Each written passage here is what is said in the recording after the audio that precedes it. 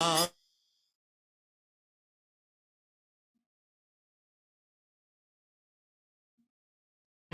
Krishna, Hare Krishna, Krishna Krishna, Hare Hare,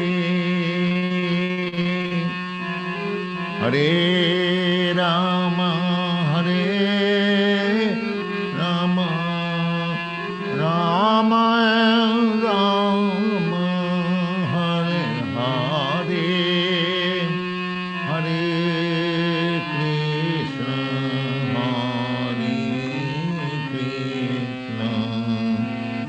Krishna Krishna, Hare Hare, Hare Rama, Hare Rama, Rama Rama, Hare Hare, Hare Krishna, Hare Krishna.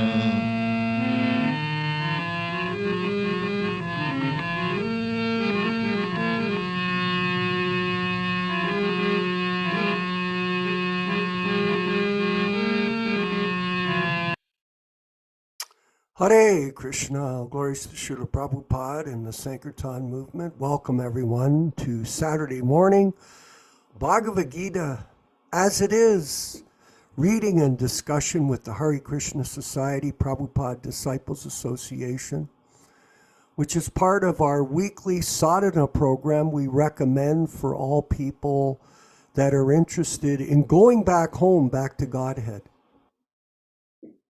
This is a desire that a person should have to cultivate spiritual life in association with bona fide disciples of A.C. Bhaktivedanta Swami Prabhupada. And it was Prabhupada's goal to spread Krishna consciousness around the world, and he wanted his disciples to help him. And there were different methods that he employed: opening temples and initiating disciples and distributing books to support the training of people in Krishna consciousness. It's interesting to note, Yashodanandana Prabhu, that there have been hundreds of millions of books sold. Very interesting. Hundreds of millions of books. And you go to the temples in America, there have been hundreds of millions of books sold in America. Huh? No question. For 40, 50 years. How many devotees do they have? In New Orleans, 3 or 4 come to the Mangal Aarti. In Tennessee, there are no devotees there. San Diego, a few people. Toronto, hardly any. What's wrong? You're selling books. They contain the knowledge, so-called. These edited books have been disconnected from the disciplic succession due to the ambition of a few so-called leaders in that society that Prabhupada started, so that's become ineffective. But the question is what to do. Well, first of all, you have to preach to other people. You can't just sit and be a bhajananandi. Oh, I'll take care of my own spiritual life. Oh, you can do that if you want. That's your choice. But your chances of going back to Godhead under the banner of Lord Chaitanya's Sankirtan movement become minimized because of your self-engrossed process of bhajananandi. One has to become a preacher. And what does that mean? You have to set good example. You have to chant your rounds. You have to study the books carefully. And you have to practice the process of Krishna consciousness daily throughout your life, and then share it with others. Try to inspire them. Try to become their friends. Try to guide them and help them. That's how you make devotees. You can go give somebody a book. Here, take this book. Next minute, he takes the book and throws it in the garbage. What good is that? Okay, so we touched the book for a minute. We understand there's a transcendental benefit in book distribution. Just the holding of a book or having it in your house. Of course there's a benefit. It's better than nothing. But there's a lot more to this process than simply giving a person or becoming an expert seller of books. I've sold lots of things in my life. Maybe $50 million worth of goods and services in this meager life of my own. But what does that mean? Just because you can sell something to someone doesn't make them a devotee. There's a cultivation process that must go on. And a program, you cultivate people, then you give them opportunity to read these books, like this book here, the unedited version. And then you cultivate them. You call them up. You follow up. If you're selling exotic cars, what you have to do, the most important thing when you're trying to sell someone a $100,000 car is follow up. Don't just give, here's a brochure, goodbye. There's a whole system. So like that, cultivate people. Try to train them up. Give them good association. Get them some books. Guide them through the reading. Because people read the books. A lot of people are getting the books, and then they interpret the value of the book or the meaning of the book according to their own individual perspective. And that's going on. Everybody thinks they know.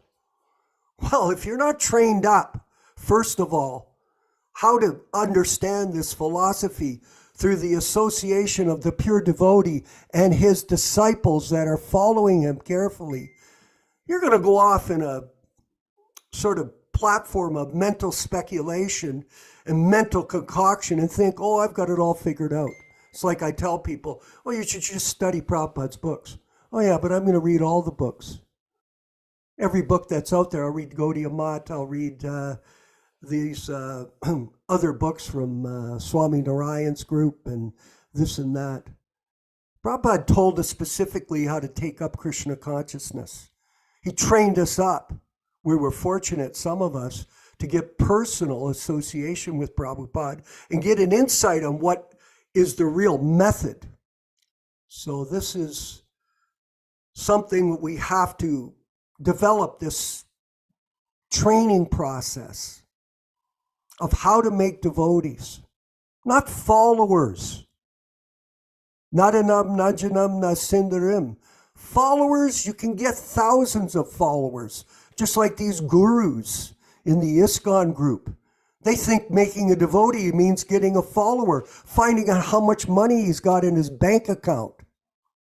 I have an example here in Toronto, Gopal Krishna. There was a lady that joined the temple back years ago. And what was the first question that Gopal asked her? How much money do you have? How much money do you have? This is going on in the so-called name of the Gaudiya Vaishnava Sampradaya with these fake gurus. This is nonsense. So what we have a plan for is printing books that are unedited and authorized books by Srila Prabhupada. We have a plan. We're not going to disclose the plan, but we do have a plan. We're working on it, a small group of us. And by the way, we are looking for other people to step up and participate with us. So by all means, please get in touch with us. I was thinking about sports, Yashodanandana, this morning. How in a sports team, like say for instance, basketball. You have a basketball team. There are 5 people on the court, and they have 12 coaches. 12 coaches. So this is how organizations grow, is with a group of people, not just with one or two. Now, everyone has a specific role that they can take, but if you participate in this group with us, you step up and decide personally you're going to do more to please Srila Prabhupada by working cooperatively with like-minded devotees, then one's life will become blissful. That is the result of devotional service. And what we want to do is locate different people throughout the world that are interested in book distribution to help us. In other words, we have a plan, but you have to have a group of people that are interested in distributing the books, whether it's in Italy, whether it's in America, whether it's in Hawaii, whether it's in Mexico. We have people all over the world in our group, but they're interested in cultivating people and distributing the books to them, and then helping these people become devotees of Srila Prabhupada with a proper understanding of our philosophy. Connect the dots in this process. It's not one thing. It's many things that make things successful. I was thinking, and I'll finish up, how many people, right now we've got 16,200 people in the Prabhupada Disciples Association online. 16,200, and it's building every day. And people are from all over the world are contacting us constantly and thanking us. I just spoke to a devotee in Jagannath Puri. He comes to our classes online. Actually, I sent his email to Vinkat Bhatta. Please connect him. How many people will we get in this group moving forward, Vijay Pandit? I say 1 million. 1 million people, not 16,000. Why? Because we tell the truth. If you don't think that we do, then guess what? Go join some other group right now. Go associate with them. Have fun with your spiritual life. You've got independent free will. You've got an ability to choose who you want to be with and what you want to do. So go do it. And don't waste our time. This group is not for wasting time. I'm not going to discuss it further. There's a lot we are thinking about, but we are looking for people in different parts of the world that want to support us in our distribution of Prabhupada's books and the cultivation of Prabhupada disciples in our efforts to please our spiritual master and help people who are lost in this world get out of this entanglement of birth and death. That is our philosophy, and that is real welfare work, not opening hospitals. No. Not opening so-called schools and putting up Bhaktivedanta Swami on the literature and feeding them food.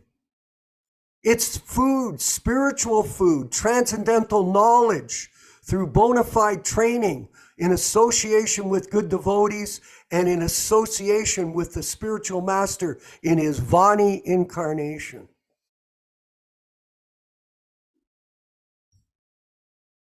Anyway, we could go on, but we have a wonderful class that we're going to enjoy with Yashodanandana Prabhu.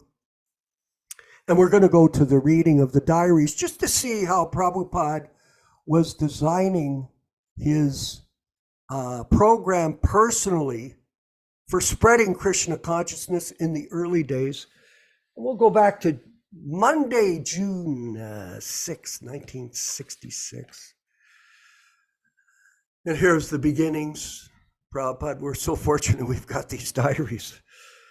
Monday, June 6th, sunrise 4:32 a.m. Sunset 7:25, moonrise 10:49. The Tricha bank deposit was $25, not bad. Paper was $1.57 and a bitter melon was 30 cents. In the evening, there was a meeting. I think I read this, but we'll read forward again.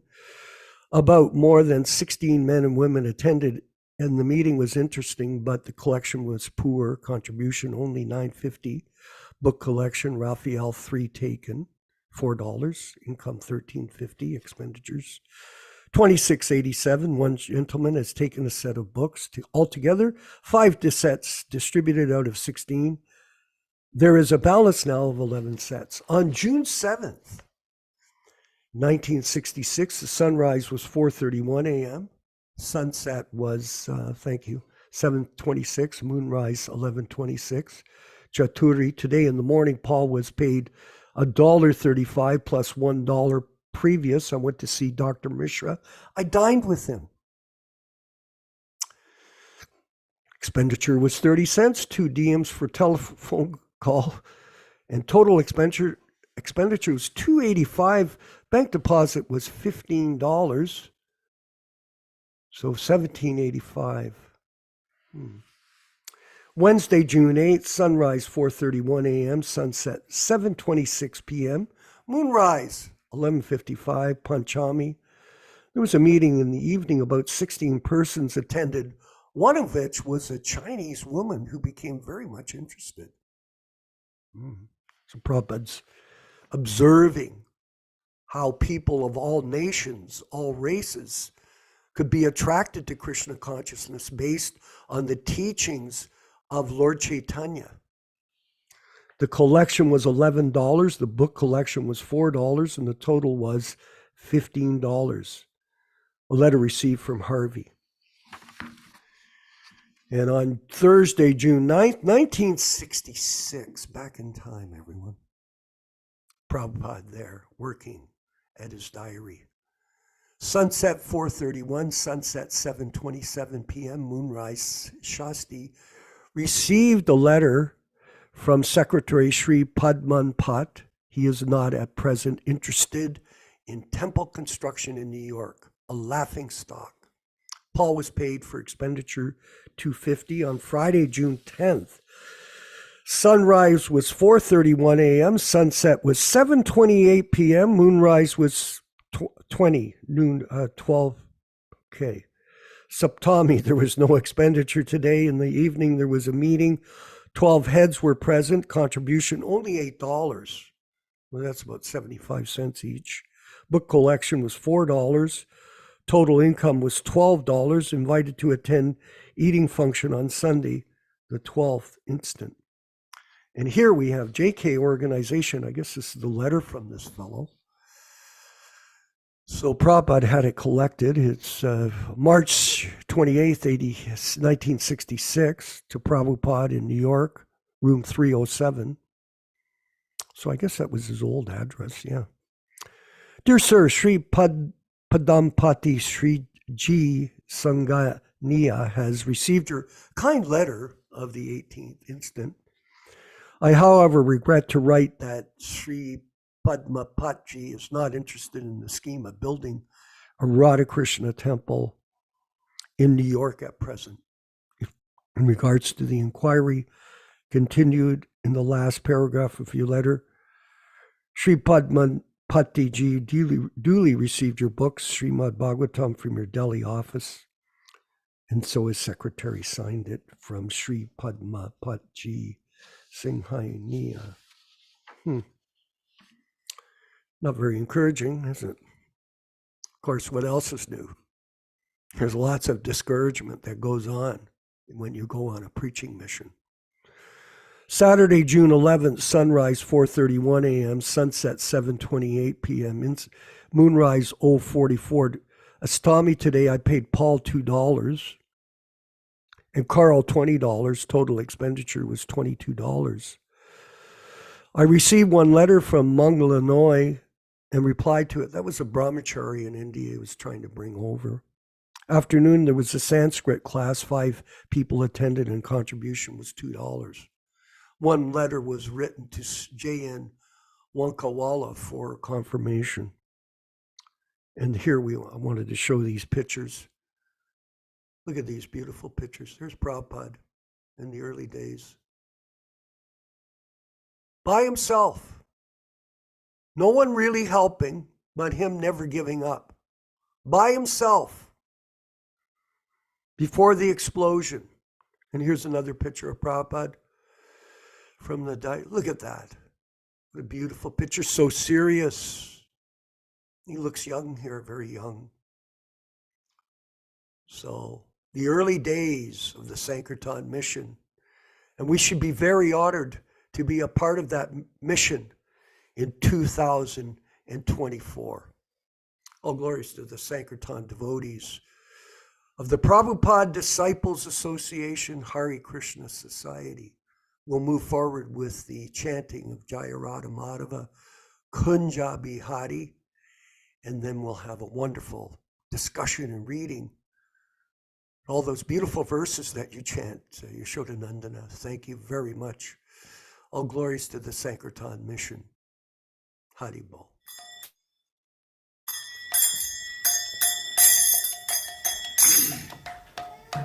Say.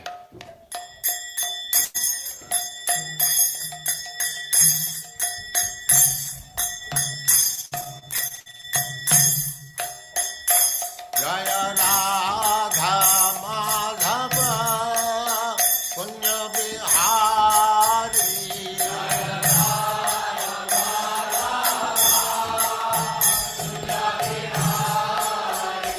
Jaya Radha Madhava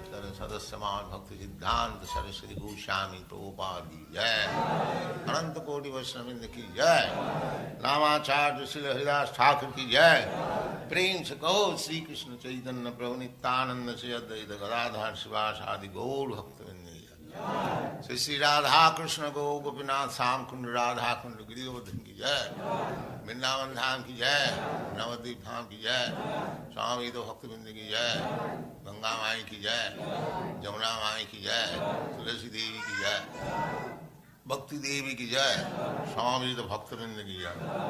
All glories to the assembled Lord. All glories to the assembled Lord. Thank you very much.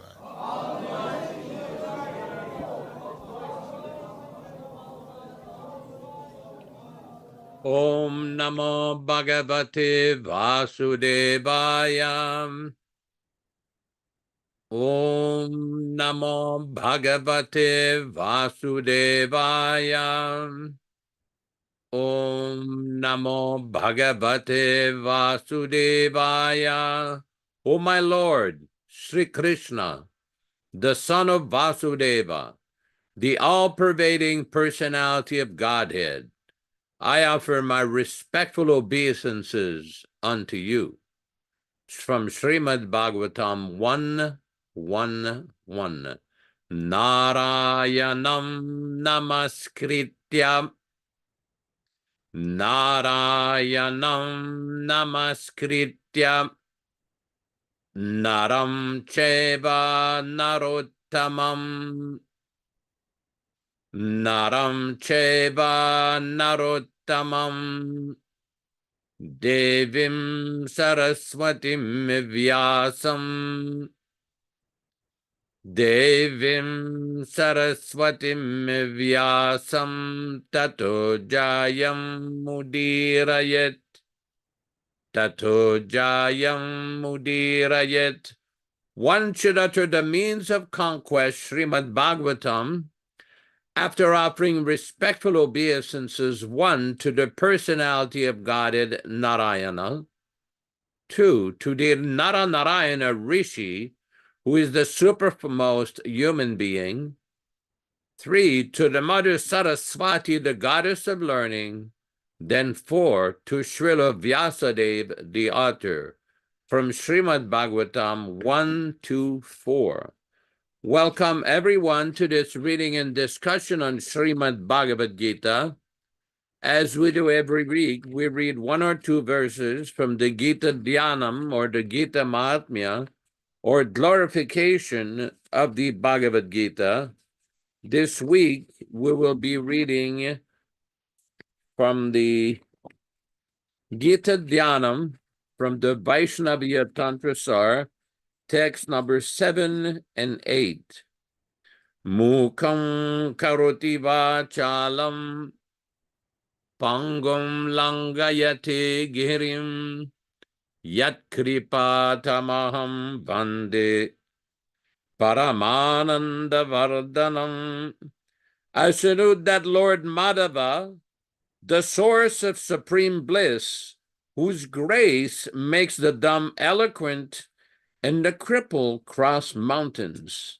Yam Brahma Varunendra Marutaha Stuvanti Divyastave Vede Prasanga Karmopanishader Gayanti Yam Samaga Dhyana Vastita Tadgatena Manasa Pashyanti Yam Yoginaha Yasyantam Naviduhu Sura Suragana Devaya Tasmei Namah.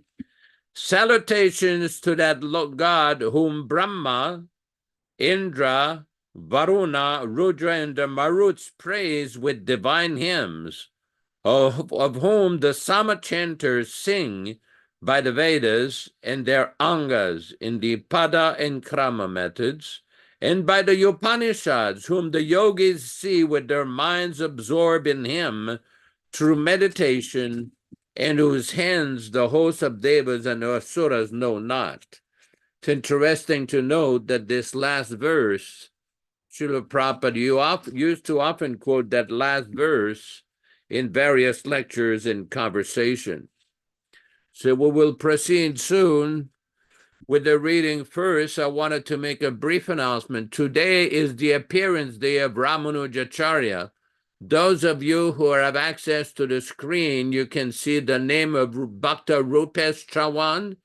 He has a picture of Ramanuja. Oh, this is not a painting or a picture. This is actually Ramanuja's that body in Sri Rangam. When Ramanuja departed, they did not entomb his body. They covered his body with sandalwood and saffron and fragrances. This is his actual transcendental physical body. It is still there in Sri Rangam in South India. So this is a very, very special picture. And today is the divine appearance day of Ramanujacharya. And for those of you, we have sent out different emails and different pictures yesterday. For those of you who may have received it, I hope you like it. For those of you who would like to receive it, just send me an email or Vishwakarma Prabhu an email, and I'll make arrangements so you get the email with the quotations about Ramanuja and beautiful pictures of the birthplace of Ramanuja, some of his transcendental activities and everything. So as Prabhupada used to do for all of these different classes on Bhagavad-gītā in 1966, he used to recite various verses, hand-picked verses. These are reproduced in the introduction to the Bhagavad-gītā on page 1. We will repeat these verses as part of the program. Om Ajnana Timirandhasya Jnananjana Shalakaya Chakshurunmilitam Yena Tasmai Shri Gurave Namaha. I was born in the darkest ignorance, and my spiritual master opened my eyes with the torch of knowledge. I offer my respectful obeisances unto him. Sri Chaitanya Mano Bhishtam Stapitam Yena Bhutale Swayam Rupa Kada Makhyam Dadati Svapadantikam. When will Srila Rupa Goswami Prabhupada, who has established within this material world the mission to fulfill the desire of Lord Chaitanya, give me shelter under his lotus feet? Vandeham Shri Guru Shri Yuta Padakamalam Shri Gurun Vaishnavamscha Sri Rupam Sagrajatam Sahaguna Ragunatanvitam Tam Sajivam Sadvetam Savadhutam Parijana Sahitam Krishna Chaitanya Devam Shri Radha Krishna Padan Sahagana Lalita Shri Vishakanvitamscha. I offer my respectful obeisances unto the lotus feet of my spiritual master and unto the feet of all Vaishnavas. I offer my respectful obeisances unto the lotus feet of Srila Rupa Goswami, along with his elder brother Sanatan Goswami, as well as Raghunath Dasa and Raghunath Bhatta, Gopala Bhatta, and Srila Jiva Goswami. I offer my respectful obeisances to Lord Krishna Chaitanya and Lord Nityananda, along with Advaita Acharya, Gadadhar, Srivas, and other associates. I offer my respectful obeisances to Srimati Radharani and Sri Krishna, along with their associates Sri Lalita and Vishaka. E Krishna Karuna Sindhu Dinabandhu Jagatpati Gopesha Gopika Kanta Radha Kanta Namostute. O my dear Krishna, you are the friend of the distressed and the source of creation. You are the master of the gopis and the lover of Radharani. I offer my respectful obeisances unto you. tapta kanchana gorangi Radhe Vrindavaneshwari Vrishabhanu Sute Devi Pranamami Hari Priye. I offer my respects to Radharani, whose bodily complexion is like molten gold, and who is the queen of Vrindavana. You are the daughter of King Vrishabhanu, and you are very dear to Lord Krishna. Vancha kalpa tarubhyascha kripa sindhubhya evacha patitanam pavanebhyo Vaishnavibhyo namo namaha. I offer my respectful obeisances unto all the Vaishnava devotees of the Lord, who can fulfill the desires of everyone, just like desire trees, and who are full of compassion for the fallen souls. Sri Krishna Chaitanya Prabhu Nityananda Shri Advaita Gadadhara Srivasadi Gaura Bhakta Vrindam Hare Krishna Krishna Krishna Hare Hare Hare Rama Rama Rama Hare Hare. Should be noted that this reading is on the basis of the original 1972 Macmillan edition. This is the original unabridged, non-adulterated, non-edited version. All synonyms, translations, and purports by His Divine Grace, A.C. Bhaktivedanta Swami Prabhupada, founder Acharya of the International Society for Krishna Consciousness, also known as the Krishna Consciousness Movement. Today we'll be reading from chapter 11, texts 1 and 2. Arjuna Vacha Madanugrahaya Paramam Guhyam Adhyatma Sangitam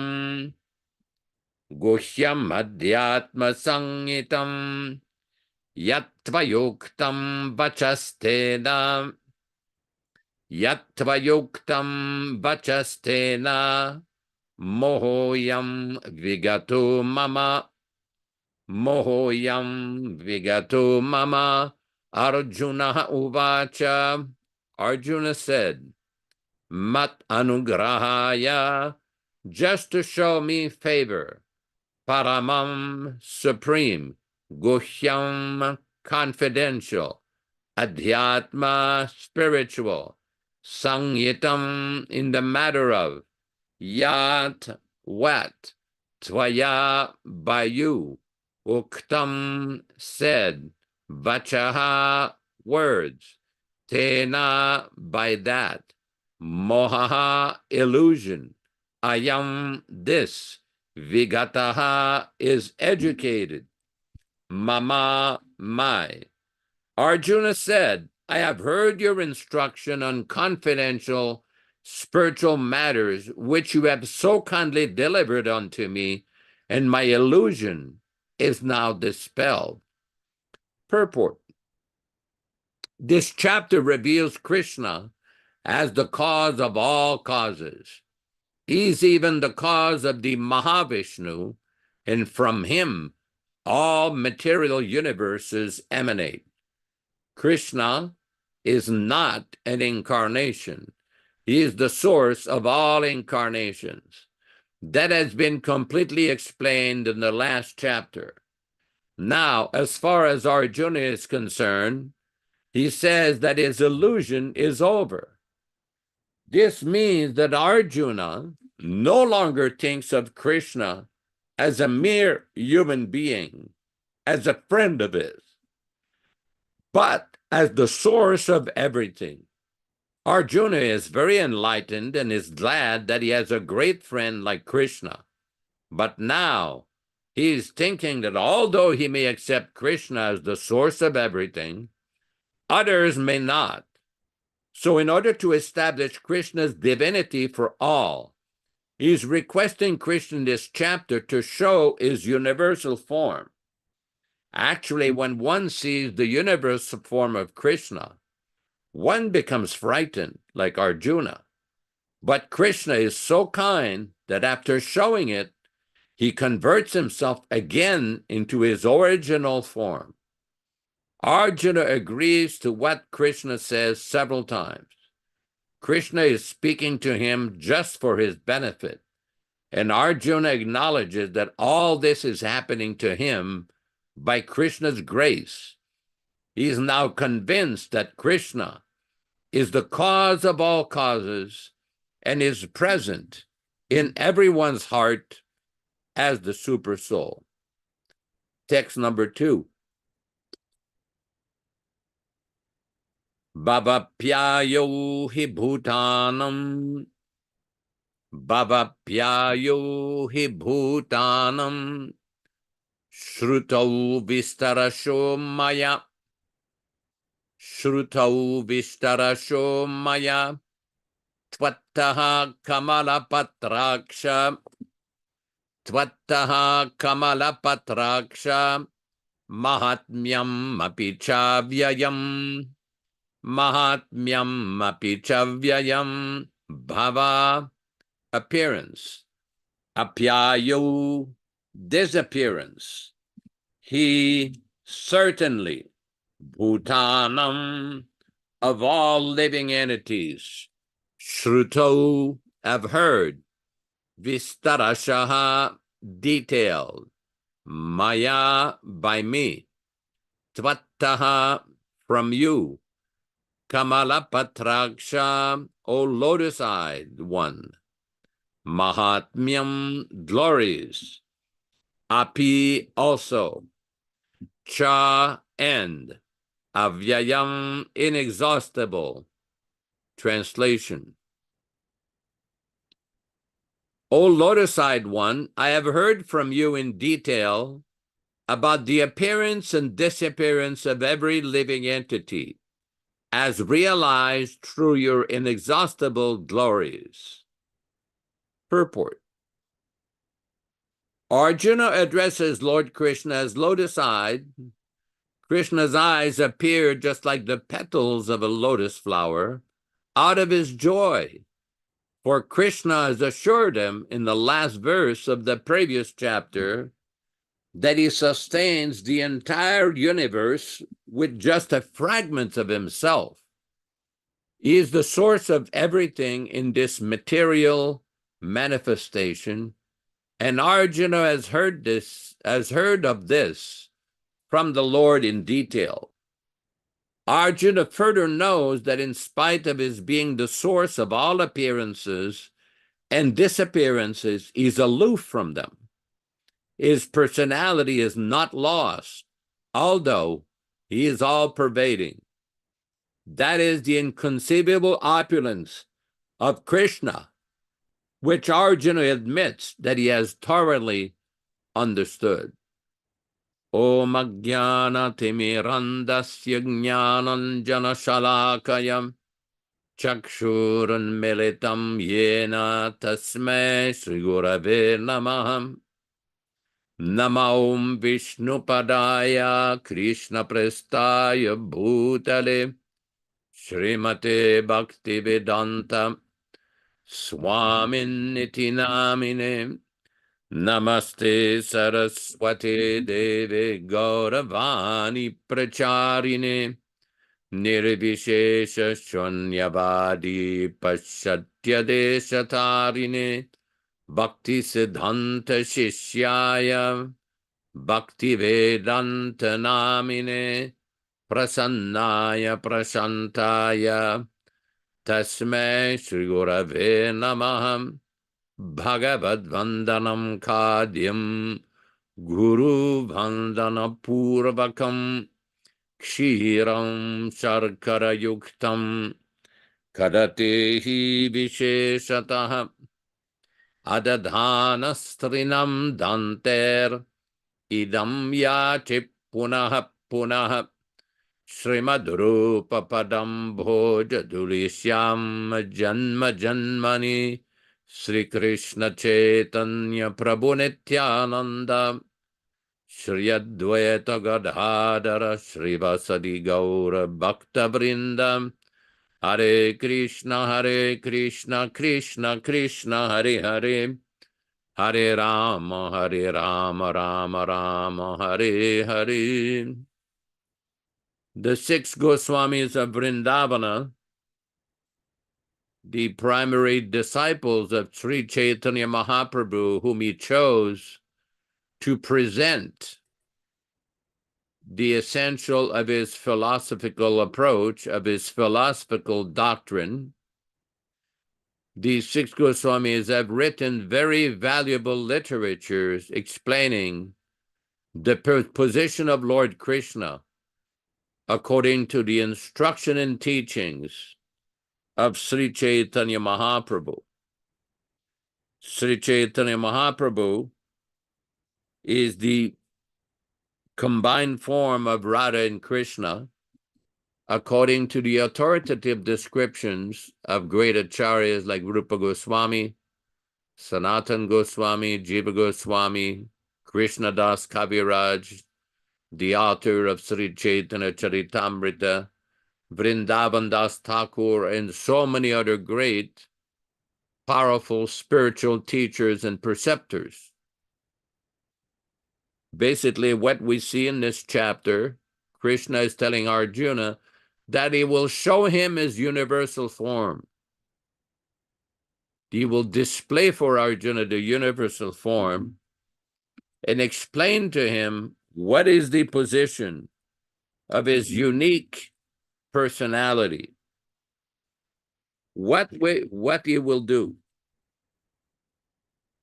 In other words, although some may have different ideas about Krishna, whether Krishna is an incarnation, whether Krishna is just another manifestation of Narayana or Lord Vishnu, here in this chapter, Krishna will definitely explain in conclusive way what is the position of Krishna. And Prabhupada nicely summarizes this very nicely. This is in the purport of text number 2. Prabhupada explains, Arjuna addresses Lord Krishna as lotus-eyed. Krishna's eye appeared just like the petals of a lotus flower out of his joy, for Krishna has assured him in the last verse of his previous chapter that he sustains the entire universe with just a fragment of himself. He is the source of everything in this material manifestation, and Arjuna has heard of this from the Lord in detail. Arjuna further knows that in spite of his being the source of all appearances and disappearance, he is aloof from them. His personality is not lost, although he is all-pervading. Prabhupada used to often give the example, just like a very big businessman who has factory. He may not be in every place in his factory, but by his influence, by his power, everyone will feel his influence all over the business, the factory, the business, the delivery department, everywhere. So this is a very important point. Although Krishna is there in his own planet, Goloka Vrindavana, and although he comes in his form of two-handed form of Lord Krishna to this planet, he came 5,000 years ago, still he is not lost. It is not that because Krishna has come that he disappears. He's spread everywhere by his influence, and he's still unique. He still remains separate. That is the inconceivable power of the Supreme Personality of Godhead. There are various literatures written by the Goswamis where they explain various passages in the scriptures, such as Srimad Bhagavatam, Padma Purana, and others, about the position of Krishna, how to understand the unique and special position of Lord Krishna. And it deals with the issue, what happens if you find a contradiction or a seeming contradiction in the scriptures. And we have, for example, in the case of Sanatan Goswami, in the Lagu Bhagavatamrita, where he explains all the different avatars of Krishna and the unique position of Krishna as the source of all incarnations. And he explains that in the Shastras, there are no contradictions. There is no contradictions. Simply one has to be very carefully study the meaning of the Shastra with a bona fide acharya, then will understand. But he described that there is no contradictions in the Shastra. This is a very important point, because sometimes some neophytes or over-intelligent and ambitious so-called scholars try to present Krishna as an incarnation of Vishnu, as an incarnation of Narayana. Although it is clearly said in the Srimad Bhagavatam in the Canto 1, Chapter 3, in the description of all the incarnations, Krishnastu Bhagavan Swayam.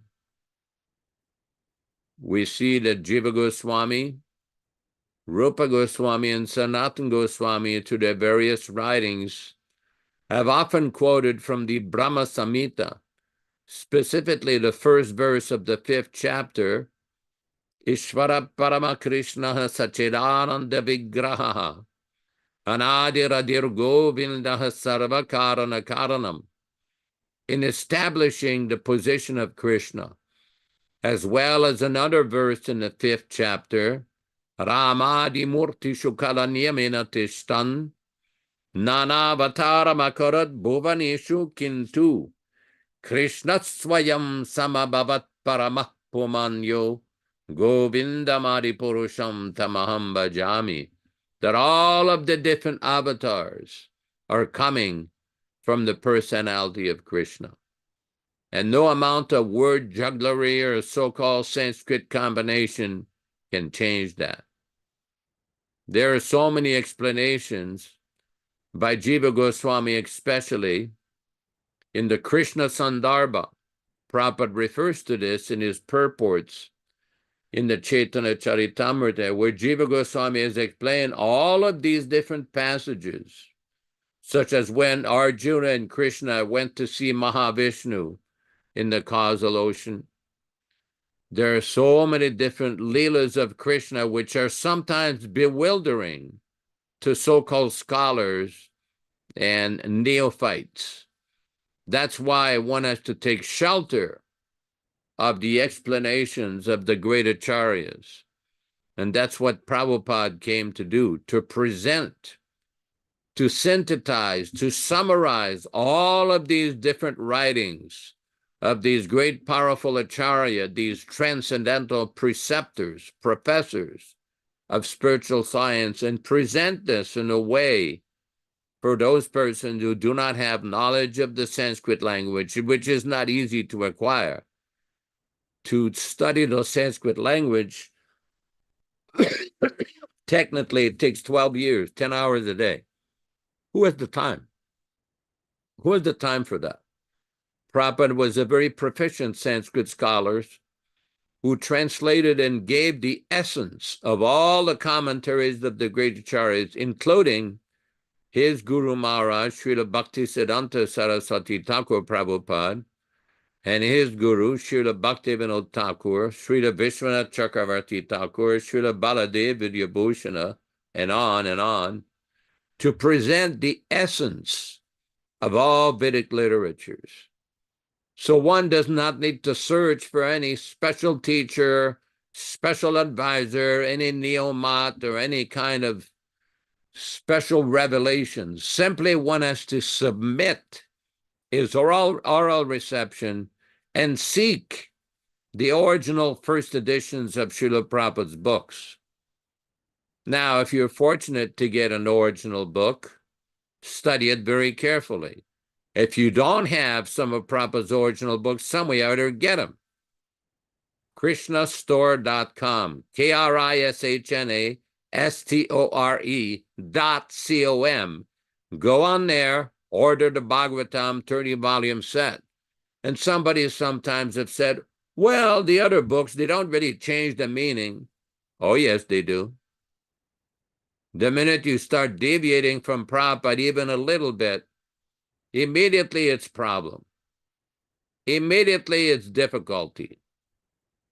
Prabhupada did not want his disciples to act like upstarts, pretending to be so-called scholars who know so much that they disrespect the position of the Acharya, disrespect the instruction of the Acharya. This is very important, because we see a certain mentality of neglect and disrespect with many of these individuals. How else could they file and register in the United States Copyright Office in Washington, D.C., USA, a statement that Srila Prabhupada was a worker for hire? Oh, Prabhupada became like your employee? He was like some kind of a chum that you just hired to write the book so you could just make some money? Is that your idea? That is nonsense. Acharyam mam vijanyam navamanya karichit. The Bhagavatam and the 11th canto, there's a warning. One should never think the Acharya as an ordinary human beings. One should never neglect the Acharya's instruction. One should never be envious of the Acharya, to whom it may concern. Thank you. Hare Krishna. Yes, thank you very much. And I wanted to discuss briefly the direction that Prabhupada is taking here in the Gita to begin the process of explaining a very important principle to his disciples in terms of Krishna's inconceivable potency. And that is called Achinta Bheda Bheda Tattva, simultaneously one and different. If we go back to the purport here, Prabhupada is in text 2, Prabhupada is indicating the position of Krishna as simultaneously existing in the spiritual world as the supreme enjoyer and simultaneously expanding himself throughout the universe as the super soul within all living beings, all living entities. So Prabhupada, in this purport, Arjuna addresses Lord Krishna as lotus-eyed. Krishna's eyes appear just like the petals of a lotus flower out of his joy. For Krishna has assured him in this verse of the previous chapter that he sustains the entire universe with just a fragment of himself. He is the source of everything in this material manifestation, and Arjuna has heard of this from the Lord in detail. Arjuna further knows that in spite of his being the source of all appearances and disappearances, he's aloof from them. Simultaneously one and different. His personality is not lost, although he is all-pervading. That is the inconceivable opulence of Krishna, which Arjuna admits that he has thoroughly understood. So Krishna's potency is inconceivable, but for a devotee, by the grace of the Lord, he can reveal himself in his transcendental position, simultaneously one and different. And this is a great blessing. And Lord Chaitanya promoted this in his teachings during his appearance in the 15th century. And we want to go to the Srimad Bhagavatam, Canto 7, Chapter 3, Text 32. Actually, 31, excuse me. We're going to read the verse from there. Hopefully we can get it up on the screen. Otherwise, I'll read through. So text 31, I'll read the English. As my Lord, your Lordship is eternally awake, seeing everything that happens. As eternal time, you reduce the duration of life for all living entities through your different parts, such as moments, seconds, minutes, and hours. Nonetheless, you are unchanged, resting in one place as the Supersoul, witness and Supreme Lord, the birthless, all-pervading controller, who is the cause of life for all living entities. Purport by Srila Prabhupada. In this verse, the word kutashta is very important. Although the Supreme Personality of Godhead is situated everywhere, he is the central unchanging point. Okay, this is Canto 7, Chapter 3, Text 32. If you have a book in your library, you can read along with me. Ishwara Sarva Bhutanam Hrideshe Arjuna Tistati. The Lord is situated in full in the core of everyone's heart, as indicated in the Upanishads. But the word ekatvam, although there are many millions and millions of living entities, the Lord is situated as the Supersoul in every one of them. Nonetheless, he is one in many. As stated in the Brahma Samhita, Advaita Achutam Anadim Ananta Rupam. He has many forms, yet they are Advaita, one and unchanging. Since the Lord is all-pervading, he is also situated in eternal time. The living entities as described as parts and parcels of the Lord because he is the life and soul of all living entities, being situated within their hearts as the antaryami, as enunciated by the philosophy of inconceivable oneness and difference, achinta beta beta tattva. Since the living entities are part of God, they are in quality one with the Lord, yet they are different from him. The Supersoul who inspires all living entities to act is one and changeless. There are varieties of subjects, objects, and activities, yet the Lord is one. So this principle of Achinta Beta Beta Tattva is key to the understanding of our philosophy given by Lord Chaitanya and Srila Prabhupada. And it is possible to understand it by strict adherence to the process of devotional service given by Srila Prabhupada to us. And in this way, from within the heart, one can begin to understand the inconceivable potency of the Supreme Lord. Yashodanandana Prabhu, please. Very important points which are being discussed here. Very important. And the reason is that we see regularly, I'm just pretty new to the system on Facebook, and we see still, after 46 years since Prabhupada departed, many discussions going on every day about what happened, why so many devotees are not satisfied with the current status of affairs in Srila Prabhupada's movement, why the books were changed, why so many devotees were driven away from Prabhupada's mission. There are so many different topics still being discussed every day. There are books written about it.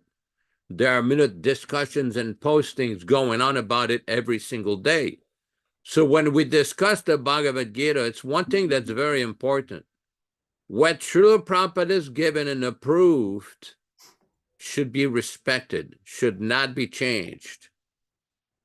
One should not attempt to outdo the Acharya out of pride or out of so-called scholarship. That is very dangerous. Very, very dangerous. Srila Prabhupada did not want that. Recently, I saw a discussion how one devotee said, oh, we should return the books to the pre-1978 books. No, pre-1978 is not accurate, because pre-1978, there were many books that were being edited without Prabhupada's permission, without Prabhupada's consent. Many books were being edited. Teachings of Lord Chaitanya, the Krishna book, the Nectar of Devotion, the 4 cantos of Bhagavatam, so much editing, subsequent re-editing, and so much nonsense. Prabhupada did not want that. Prabhupada did not want that. So those people who claim that they have re-edited the books and allegedly show them to Prabhupada and Prabhupada approve, I say no. Somebody may have a meeting with Prabhupada. If it's not documented anywhere, nobody can see what actual conversation took place. But we do know that in 1977, Prabhupada clearly said on June 22nd, 1977, during the rascal editors' conversation, they cannot change anything. And the next printing, again, should be the original way. This is not very difficult to understand, although English is not my first language. French is. It doesn't have to be a PhD in English grammar to understand that they cannot change anything means don't change what he is given. When Prabhupada says the next printing, again, should be the original way, he's referring to the first edition. But yet we have some over-intelligent so-called editors, pseudo-editors, who think that they have a license to change everything they want. No, this was not Prabhupada's desire. And people should not fall for this. People should not fall for this nonsense. Hare Krishna. And it's important to note, Prabhu, that a lot of so-called senior devotees in the ISKCON group do not study Prabhupada's books. They don't.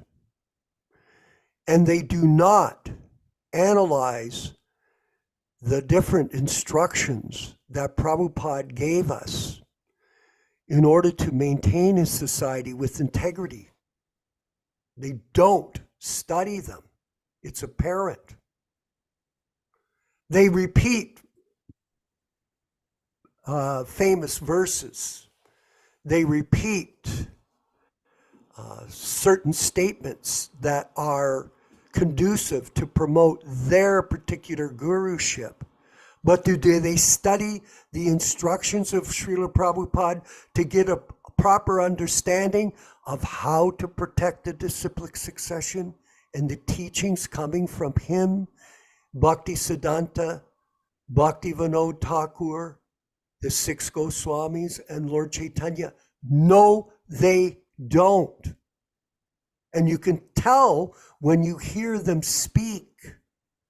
I'm going to suggest to our membership, if you get a chance to hear them speak, listen to how they speak and see between the lines what their motive is. If you have the capacity to understand this, you'll realize this is a tremendous fraud being perpetrated by these people. Someone was questioning me today about my comments on Gopal Krishna. I worked with Gopal Krishna for 7 years.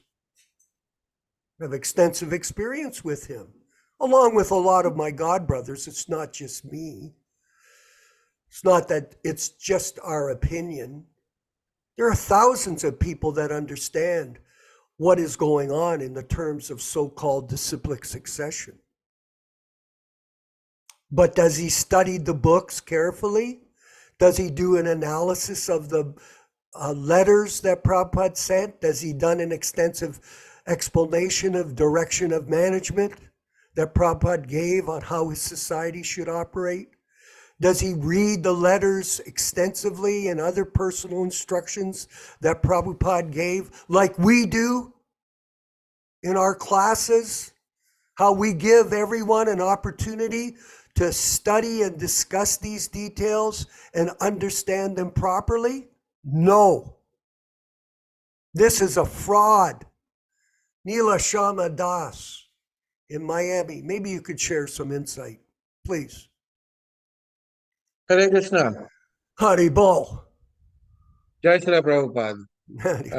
Nice to hear you, both of you again, and nice to hear about the class. Just wanted to bring it to everybody's attention in one sense is, one of the material diseases which we have is we also like to do is, let me study Sanskrit. Let me understand it better. Maybe I'll understand it better. There is a nice saying which goes, knowledge of the language does not mean that you have knowledge of the subject matter. It's a very simple statement, but it is a very profound statement. Knowledge of the language does not mean you have knowledge of the subject matter. Meaning, for example, some of us may be very fluent in English, but if I were to give you a book on relativity, physics, or if I were to give you a book on my subject, which is periodontology, and I would tell me, teach me something about it, you're not going to be able to understand. You know the language. Mm-hmm. You can read the book, but would you be able to understand the subject matter unless and until you don't study the subject matter? That is the reason why Krishna says, Tad vidhi pranipatena pariprashnena sevaya upateshanti te gnanam gnaninas tattva darshinaha. The person who has seen the truth, tattva darshinaha. This is very important. And why is it so much stressed by Yashodanandan Prabhu and Vishwakarma Prabhu that we should not read any changes? There should be no book changes. Why? Because each one of us who is a conditioned soul has 4 problems.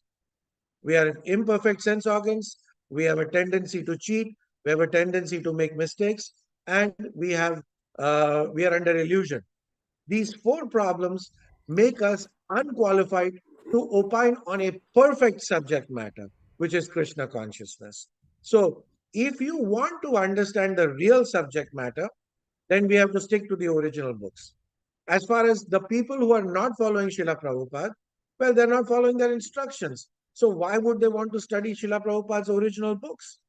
Because if they studied Srila Prabhupada's original books, then they would clearly see that they are in the wrong. But if they want to perpetuate this falsity, then they have to change Srila Prabhupada's books. There is no choice but to change Srila Prabhupada's books. Because any common man, just like how Yashodanandan Prabhu says, that even if English is a second language, if you were to read simply, without any concoctions, Srila Prabhupada's original books, the matter is very clear. The matter is very evident. You will not follow anybody. So do not expect others to study the Bhagavad-gītā. Do not expect others to stick to the original version, because anybody who does that will see through the falsity right away. Hare Krishna. Yes, that's very true. And you were mentioning about you're in the dental field. And it's important when people enter into a particular field that they have expert teachers to help them understand how to practice that particular field. It's a very important part of learning. For example, I was a cancer survivor. Now, my doctor, Dr. Masumoto, here in Hamilton, he's an expert in uridology, in the study of cancer of the urinary bladder. Now, did he just make it up? No, he went to the very high-level university environment where there's a whole college of doctors that teach him how to become expert in this field. That's how you learn things. You learn by association, not just by... Prabhupada is the Jagat Guru for us. And in this way, we can study and in an association, because there is association based on the principles of Vaishnava teaching that we learn in association with others. So we have to seek out groups like this group that are interested in preserving and protecting the truth coming from the spiritual master. That's called teamwork. And we're reaching out to everyone, like yourself and others, to increase together as a group this teaching process. So we'll have millions of people take it up and not become misled by so-called fake gurus. So something to think about. Krishna Kata in California, I see that you're on. You've got 2 addresses here on the screen. Are you capable of coming to the screen and making a comment? Krishna Kata in California. Hey, Hare Krishna. Sorry about that. I was outside. Yeah, I'm preparing for my sister to come, and so I'm just doing a lot of things this morning. I've been hearing the whole class and the wonderful talk that you, and of course the discourse from Yashoda. And our connection is solid because it's not happening at any of the other temples. Everyone is just going through the motions, you know, and so the external optics is that we're following the program, right? The ISKCON sandwich, right? We all know what that means, right? The sadhana in the morning, greeting the deities and everything, and then devotional service all day, and then, you know, a similar temple function at night, the ISKCON sandwich. So it's happening, but all of its luster is lost because, like what Nilesh was saying, you change what the Acharya brings, and it's no longer, the Acharya leaves. The Acharya is the Shakti and the potency that's there eternally. But they believe that Prabhupada left his body in 77, so they think he's just gone. And now they have to carry on with this burden. No,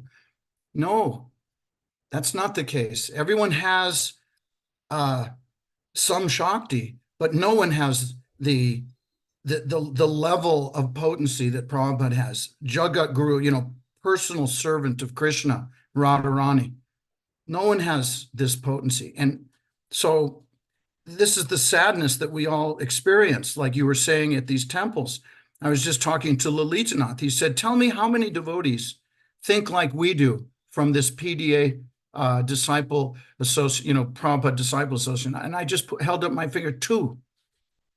And everybody else is just going through the motions without understanding why they're doing it.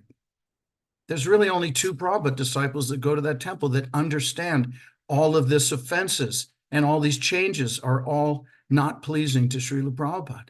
Oh, you mean in San Diego? Yeah. So how do you build a big temple and say, look, Prabhu, I'm pleasing Srila Prabhupada? No, you're not pleasing the spiritual master if he is so not pleased or displeased over here with regards to his legacy, his books. So you can't say that I have this beautiful pool of clear water, but then just pour liquid pig shit in the middle of the pool and go, Prabhupada, look, I have this beautiful pool. Look how clear the water is on the perimeter. No, at the core of his heart, it's contaminated with our mundane speculation. Like Yashoda was saying, you know, you're a so-called editor. No, you were given that service and you had the Shakti while you were given that service, but you were also chastised many times for over-editing, right? Like you were saying, we need to dig deep into all these letters and all these room conversations where Prabhupada is blasting these rascal editors. And then they have to go back and stop what they were doing, all during his manifested presence. And then the editing business has continued on even till today. This is the poison. This is the real poison issue. Our spiritual master's legacy has been poisoned by the changing of his books. And, you know, I can't thank you all enough. This is my only connection, right? Because I go there and I have to tiptoe around and, you know, tread lightly, and kind of, you know, get out while I'm still, you know, not touched by the contamination. It's pretty sick. It's Prabhupada's temple. It shouldn't be like that. It's Prabhupada's temple. I understand that there's a Dravida character there. What's Yes. your impression of him? I know that he's involved in the work with Jayadvaita. What's your impression of him? Tell us. Well, the impression is super learned and scholarly, and he comes off that way, right? And also a lot of Vaishnava etiquette, and he leads a lot of the kirtans, he gives a lot of the classes, but he refers to Jayadvaita as his boss. And I think there's a subtle reason for that. I think it's because when he is called out on why all these changes, Prabhu, then he points the finger to Jayadvaita. He says, well, I'm just following the instructions of my boss, right? This is very common in the, you know, corporate business world, that if you know you're doing something that doesn't feel right, or you blatantly know that it's not right, but you have a boss that you can point to and say, well, I didn't really know. I was just following instructions. I got an email from my boss and he told me to do this. Yeah, that's weak.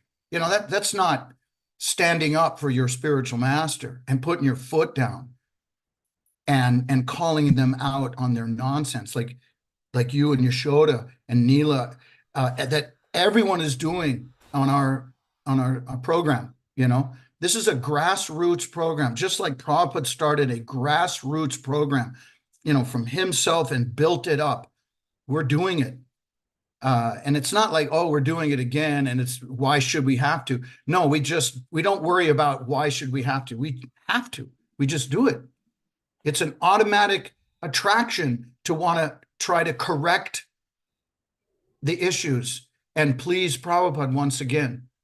You know, what is that famous straighten up and fly right? So I would say that to Dravida. Hey, Prabhu, straighten up and fly right. Are you just cherry picking? Are you only following the instructions that actually from Srila Prabhupada that just, you know, give you what you want to hear, so it kind of, you know, gives cushion and pad to your agenda? Or do you want to follow all of them? And that's what they're doing. They're just ignoring some of them and just following the ones that they like, that fits their lifestyle. and that's dangerous. Like Yashoda would say, it's very dangerous when you start ignoring the ones that don't fit their lifestyle and only quoting the ones that do fit their lifestyle. And that's what's happening. Yeah, Nilesh, I call it the ISKCON bubble, where they're in this little world of compromise. Because when you're in this world, what happens? Well, you have a place to live. You don't have to pay rent. Most of us have to pay mortgages and pay bills and survive in a very competitive world. We've had to learn how to survive. They don't. They live off donations. They live off the money of other people that work hard, and they do nothing. That's what they do. It adds up to zero. When you do something which is offensive to the spiritual master, what is the value of your work? I met him, this Dravida, in Toronto. He couldn't even look at me. This was some years ago at a Rath Yatra I attended. He was so embarrassed because of what he's doing, because he's compromised. It's called a sellout. You're sold out because you get free food. Do you go in the kitchen and cook? Do you clean the pots? Do you sweep the floors? What do you do, buddy? Push a pencil? Who do you think you are? Some kind of intellectual American ego? Sickening. And this is not something we'll stand for. And I wanted Jonas Priya in Hawaii. Hopefully he's by his microphone. Jonas Priya, my good godbrother, who's been a devotee for over 50 years as well, has lots of experience in this mission. Maybe he could share a few comments with us. Jonas Hare Priya. Krishna, Haribo.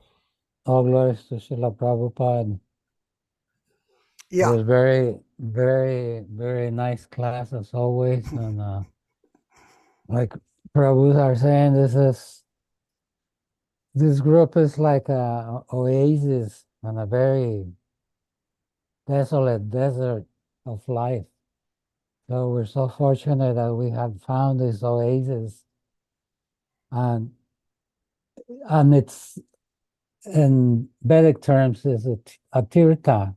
This is a sacred place. Why? Because we're trying to do the most important thing in our life, and that, to me, is to put a smile on my spiritual master's face. If I could make Srila Prabhupada smile, because activity, whether it's monumental or just a small little detail, but it's Krishna conscious detail. So if we fill our life with Krishna conscious details, then automatically we start developing this love for Krishna. I had the opportunity to ask Srila Prabhupada one question, Atlanta, 1975. And I said, Srila Prabhupada, how could we serve you the most? So there were 150 Radha Damodar devotees, the book distributors.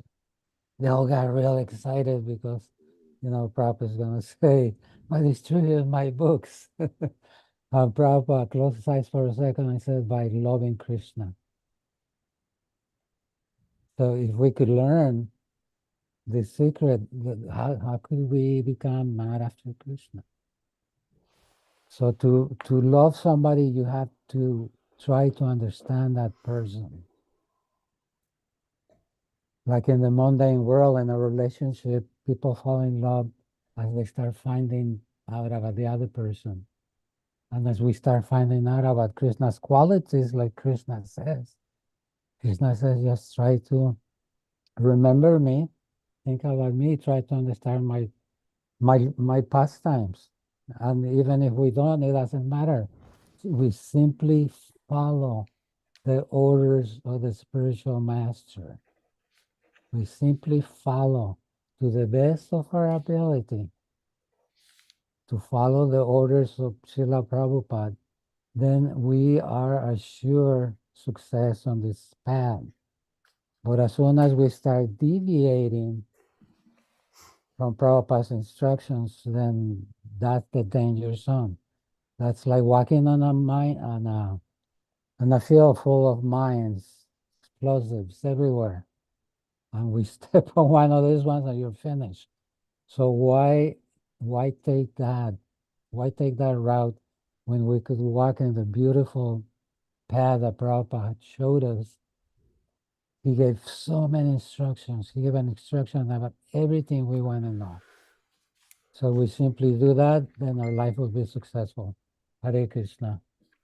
Okay, well, thank you very much. We're going to move towards the end of the class. We'll have Nilesh speak and Yashoda. But I wanted to, before we wind up our morning session here, we need some help in running our Zoom meetings.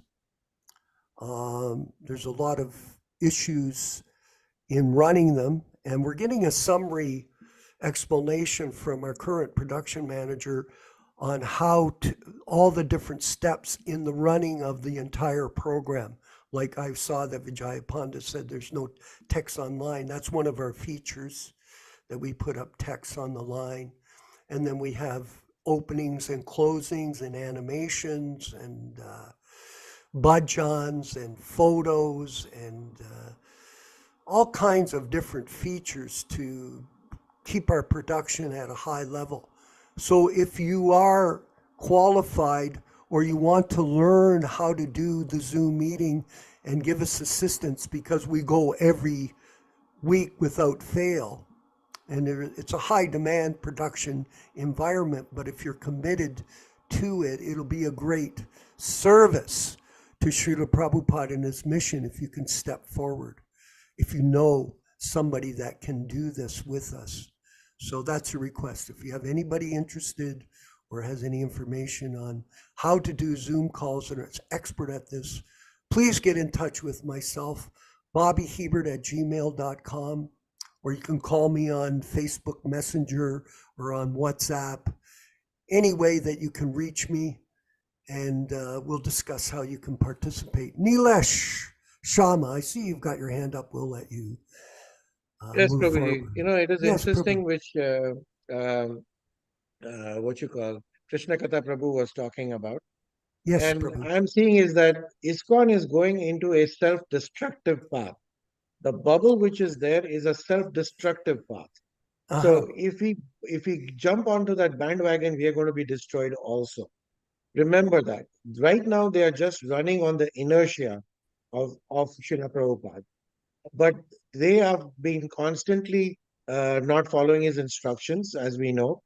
They're not Mhm. following their books. And the decadence is already kind of imploding within themselves. The implosion is occurring from within. As you can see, that temples are being sold, money has been misappropriated, as we see it in Russia. And what you said recently is that it is the GBC which nominated or rubber stamped these gurus to become gurus. And both GBC and the gurus know that they are not following Srila Prabhupada. So now the prominent gurus in ISKCON itself, as you said, are not following GBC's instructions and nominating their own successor gurus. Yeah. So eventually, even GBC is not going to be followed through.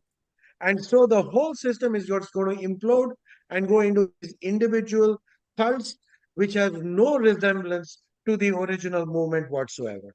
So if we want to belong to the original Tattva Darshinaha, the speaker of one who has seen the truth, then we have to stick to the original books. Otherwise, we're going to be imploded. We'll implode with them.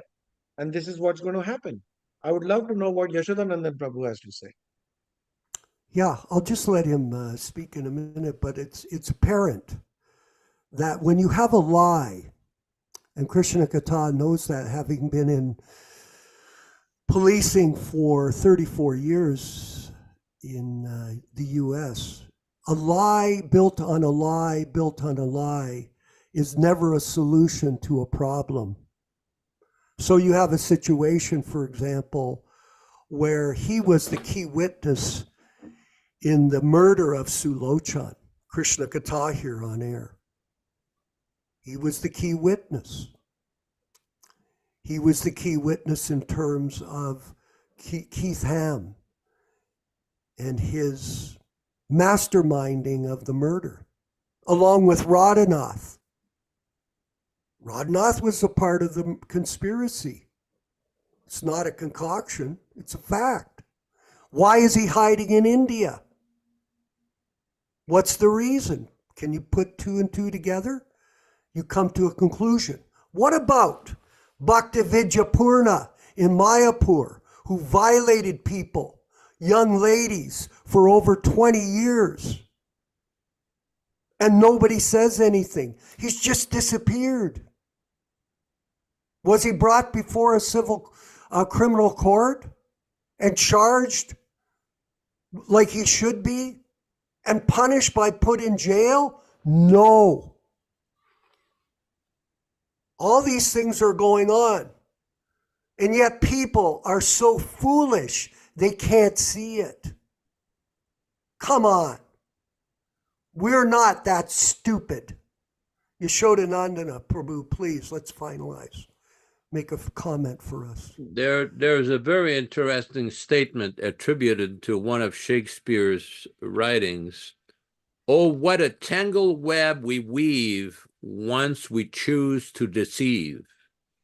Because that whole system of guru in ISKCON was based on the deception, the big lie, the hoax that Prabhupada appointed us as his successors and initiating gurus. That was a lie. It's still a lie. It's nonsense. It was never true. Prabhupada did not appoint 1 disciple, 11 disciples, or 10,000 disciples as initiating gurus. That was the original falsehood. And from that falsehood, so many other nonsensical things were sprouted. If you have some time, maybe you can let Paranjan speak maybe for 1 or 2 minutes, because he knows a lot about these 2 issues we've been discussing, if you want to give him a minute or 2, if he's available. If he wants to speak, yeah, go ahead. And I'm not sure if Yashoda, just 1 second, Pranjana, if we have anyone to do the closeout this evening or this morning for the program. We may not. We're just going to do the obeisances to all the Vaishnavas after we finish. Thank you. Okay, Pranjana, please, let's wrap it up. Please make a comment. This is the little person I'm working on. Oh, cool. Little person with a flute. Nice. Yeah. Lord Krishna. But anyway, yeah, I was talking to someone the other day about how if Jesus would come back to the planet right now, he wouldn't be welcome in the Christian church. They wouldn't recognize him as an authority. And they would think he was a blasphemer and he was going against the authority of the church and all the rest of it, because he was independent from all of these artificial structures like the Pope and all these. He wouldn't recognize, for example, the Pope or any of that stuff.